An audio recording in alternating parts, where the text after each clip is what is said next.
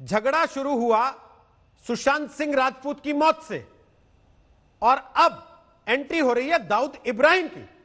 पहले कहा गया कि बॉलीवुड, वहां पर नेपोटिज्म चलता है, फिर कहा गया कि ये तो हत्या की गई है सुशांत सिंह राजपूत की, मरवा दिया गया, फिर कहा गया कि साहब इसमें ड्रग एंगल है, और अब दाऊद इब्राहिम की एंट्री हो गई।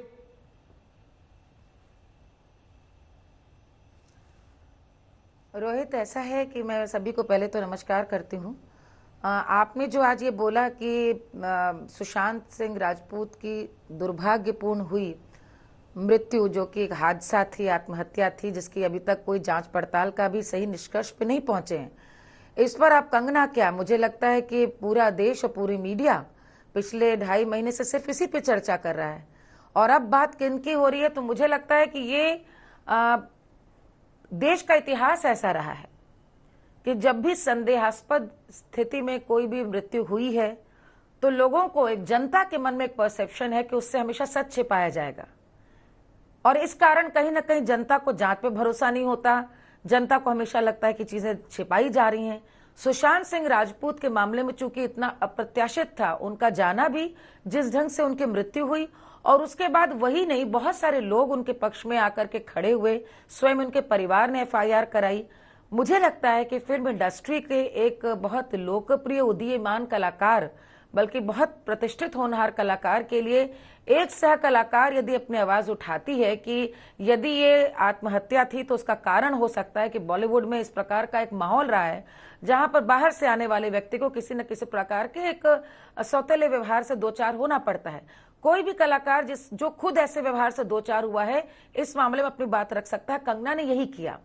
बात कुछ आगे बढ़ी जब CBI की जांच शुरू हुई और बहुत सारे ऐसे तथ्य सामने आए कि लोगों के मन में शंका आई। कंगना उससे 2 कदम आगे जाकर कंगना ने यह कहा कि मुझे लगता है कि हो सकता है कि यह हत्या हो और इसकी जांच होनी चाहिए।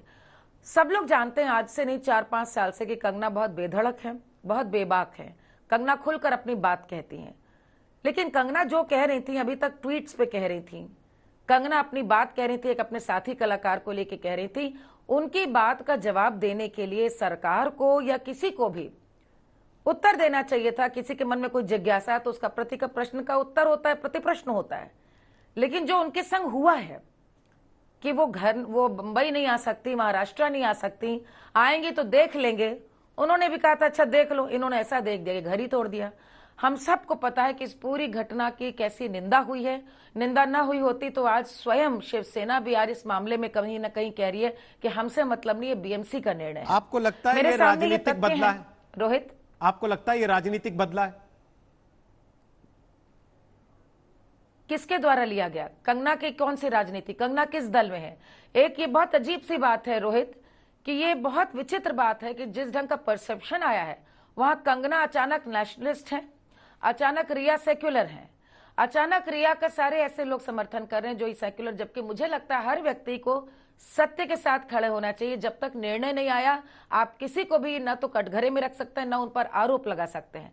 कंगना ने भी यदि सिर्फ अपनी शंका ग्रहण की थी और ड्रग की जहां तक बात थी, कंगना ने खुलेआम कहा कि ड्रग की जांच कराइए। मैं भी कहती हूं कि आप ड्रग की जांच कराइए।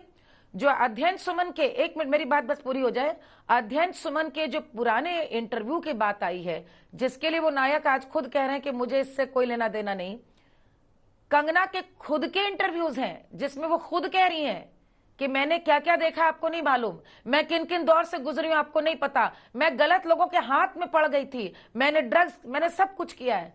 जो लड़की ने सब देखा होगा, जो जी इन सब से, वही इस गंदगी के बारे में शायद जानती भी है और शायद खुल करके उसकी खिलाफत करने का उसके अंदर साहस भी है। अध्ययन सुमन को छोड़िए, कंगना के पुराने इंटरव्यू देखिए जहां पे उन्होंने कभी नहीं छिपाया इस बात को।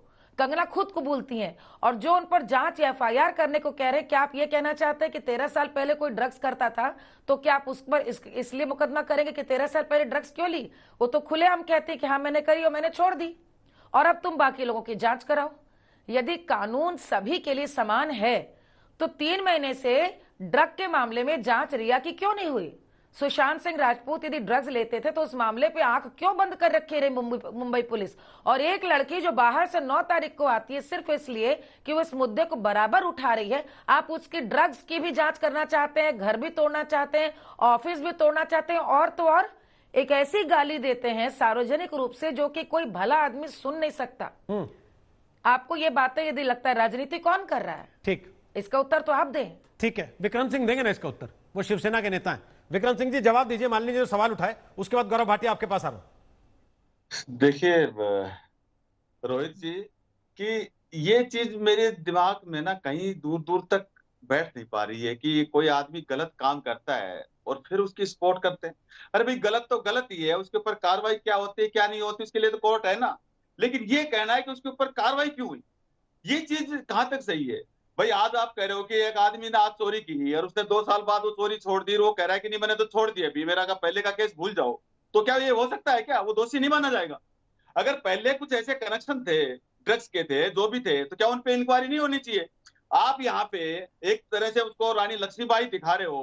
क्या रानी लक्ष्मीबाई ड्रग्स लेती थी क्या? रानी लक्ष्मीबाई प्रदर्शन करती थी क्या?